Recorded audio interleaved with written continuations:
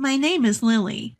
I live with Emily, who I now consider like a real sister for certain reasons. My parents passed away in an accident right after I started high school. Since then, I've been living with my brother, Owen. To be honest, I've always hated Owen. Ever since we were kids, Owen would bully me. He'd pull my hair, mess it up, and even broke my cherished toys. He'd laugh at me when I cried. Violence was the norm, and I had to endure his constant snide remarks. I've hated Owen since childhood. If Owen ever needed my help in the future, I'd probably abandon him. Owen is a selfish person who always thinks he's the best and hates losing. He's a terrible person who'd hurt others for his own benefit. After losing our parents, an uncle offered to take us in, but Owen refused. I was hesitant to leave our home and live with a relative I barely knew. We both thought we could manage on our own.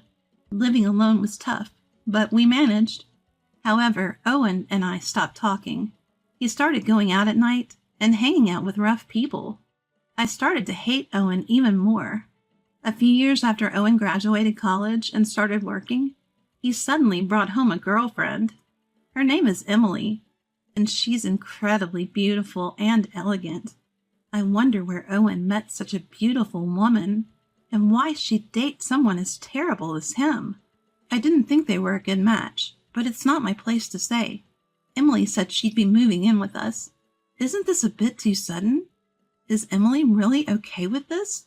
I had to ask. I'm fine with it, but are you sure you're okay, Emily?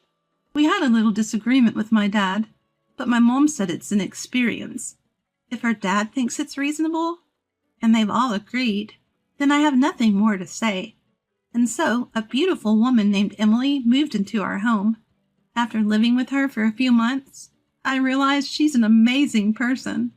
She took over all the household chores that I had been doing.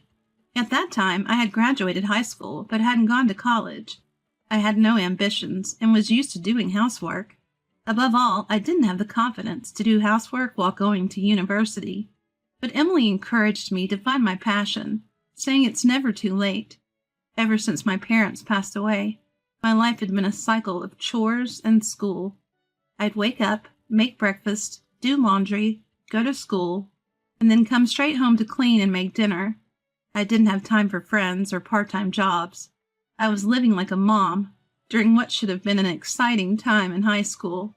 I didn't even have a boyfriend. Not that I was interested. Until Emily pointed it out, I hadn't realized I had no hobbies or passions. Looking back at my high school life, I felt a bit lonely. I remembered talking with friends in middle school about wanting to get part-time jobs and boyfriends in high school. I decided to reconsider my future.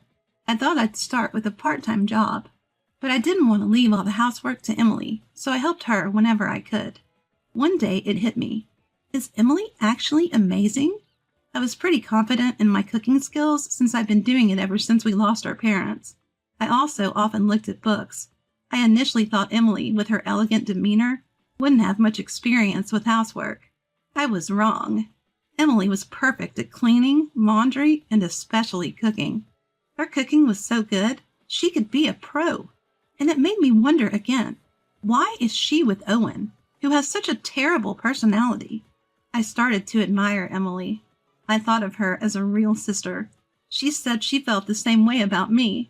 We even started going out for meals and hanging out. But Owen didn't seem to like that Emily and I were getting along so well. And so, years later, Owen found himself at the center of a major incident. One day, after several years had passed, I got a call. By this time, I had already moved out and was living on my own.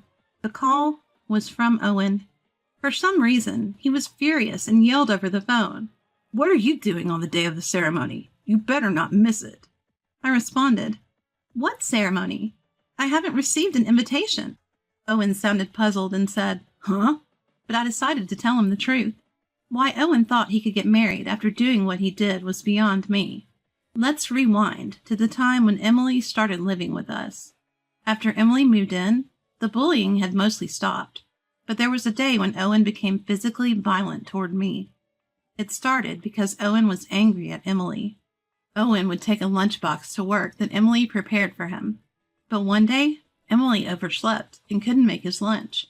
Owen was furious about it. To me, it seemed like a minor issue. When Owen got home that day, I talked to him about the morning incident. Why get so mad over a missed lunch? Nobody's perfect. People oversleep sometimes, you know. I didn't mean anything deep by it. But Owen didn't like what I said and suddenly became enraged. A woman who's going to be my wife should be perfect at everything. It's your fault for being around and influencing her, he said. According to him, my presence was a bad influence on Emily. Of course, I argued back. I used to cry a lot as a kid, but now I speak my mind. We got into a heated argument, and suddenly, Owen shoved me. Then he started kicking me. Just then, Emily returned from shopping and intervened.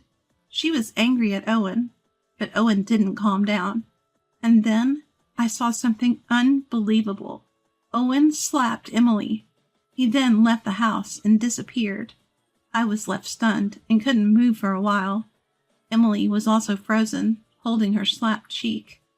Snapping back to reality, I approached Emily and asked, "Emily, are you okay?" She replied, "I'm fine," but tears were spilling from her eyes. She said sorry and retreated to her room. From that day on, Owen became increasingly aggressive toward Emily. One day, I decided to talk to Emily. I was worried because she was losing her usual brightness. Thinking a change of scenery might help, I took her outside, and she ended up confiding in me. She was unsure whether to go through with marrying Owen. I immediately said she should break it off, and that there was someone better out there for her. Emily seemed a bit surprised. Talking to me seemed to lift her spirits a bit. On the way home, I said to Emily, "I'll always be on your side, Emily." Emily cracked a small, somewhat sad smile. One day, I overheard Emily arguing with Owen, which was unusual for her. Curious, I asked what was going on. Turns out, Owen had gone ahead and set a wedding date without consulting her. No wonder Emily was upset. But what shocked me even more was this. Don't set a wedding date without even having a family meeting first. Apparently, Owen hadn't even met with Emily's parents yet. This was just beyond rude. And I was shocked he hadn't even taken the basic step. I immediately suggested that we go meet Emily's parents. Owen told me to mind my own business, but this was no time for that. Emily quickly explained the situation to her parents, and they both went to visit them. Her face looked both exhausted and tired, which worried me. That day, only Owen returned home. I had a hunch about what happened, and sent Emily a text. After a while, she replied, and we met up at a nearby cafe to discuss what had transpired. Long story short, her parents had objected to the marriage. I continued listening to the story, thinking that it must be so. I listened as she explained that Owen had set the wedding date without meeting them, and had been treating her poorly recently, so they couldn't allow their daughter to marry him. Yet Owen had already informed his workplace about the wedding date and even booked the venue, so he was in a tight spot now. I felt embarrassed for him. Emily's parents obviously didn't have a good impression of Owen. For the time being, Emily decided to stay at her parents' home to think things over. She said she wanted to think alone for a while. Owen objected, of course, but he was persuaded by her parents and returned home alone. I asked Emily if I could meet her parents. She was puzzled but agreed since I insisted. Later, I met with Emily's parents and apologized for Owen's rudeness. They were quite surprised, not just by the apology, but that someone as considerate as me could be related to Owen. I then shared everything about Owen, about Emily, and about how Owen had been treating her. And I asked Emily again, "Do you still want to marry Owen?" Emily responded, "I'm not sure." I suggested she should have a serious talk with Owen. She agreed, but when she tried to contact him to talk, Owen wasn't interested in discussing anything. Worse, he was still moving forward with the wedding plans. He even sent Emily a list asking her to prepare the invitations. At this point, Emily had had enough and finally decided to break up with Owen. She tried multiple times to discuss the matter with Owen, but it seemed like they could never have a real conversation. Every time she reached out, Owen would dominate the conversation and end it abruptly. She even texted him about breaking up, but Owen dismissed it, saying, "Enough with the jokes. Just prepare for the wedding." And so, The day Owen unilaterally decided would be their wedding day arrived, and Emily contacted me in a fury. I couldn't help but marvel at how well Owen had planned the wedding without giving it much thought, and I gave him a piece of my mind. You never took your conversations with Emily seriously, and honestly, I can't fathom why you think you can get married. No one's coming to this wedding. Plus, you quit your job without telling anyone? You've lost all credibility. With that, I hung up the phone. That's right, Owen had quit his job without telling anyone. Emily found out about this during an incident, and Owen had contacted her as well. Emily and I were together at the time, expecting his call. This is because I thought I would definitely get a call. What's going on? Why aren't you coming? Why isn't anyone coming? I've told you multiple times that I want to break up. You never listened. You even went ahead and planned a wedding, so I thought you might as well go ahead with it. Emily finally told Owen everything. She hadn't sent out invitations because she didn't want to get married, but he had told people at work about the date, so she contacted them to cancel the wedding to avoid causing them any inconvenience. That's when she first heard that Owen had quit his job. She intended to talk to Owen again, but given his usual attitude, she decided to let it go, saying, "Goodbye," and hung up. After hanging up, Emily looked relieved and refreshed. She apologized to me, but I was more than satisfied with the outcome. In the end, Owen had brought this upon himself. He never took his relationship with Emily seriously and made all the decisions on his own. If he had taken the time to have a serious conversation with Emily, things might have turned out differently. But that's neither here nor there now. Emily has been worried about living alone, but I had anticipated this and had already decided to move out and live on my own. I had even finalized the lease and just needed to move. Later, after moving, Emily and I continued to be as close as best friends.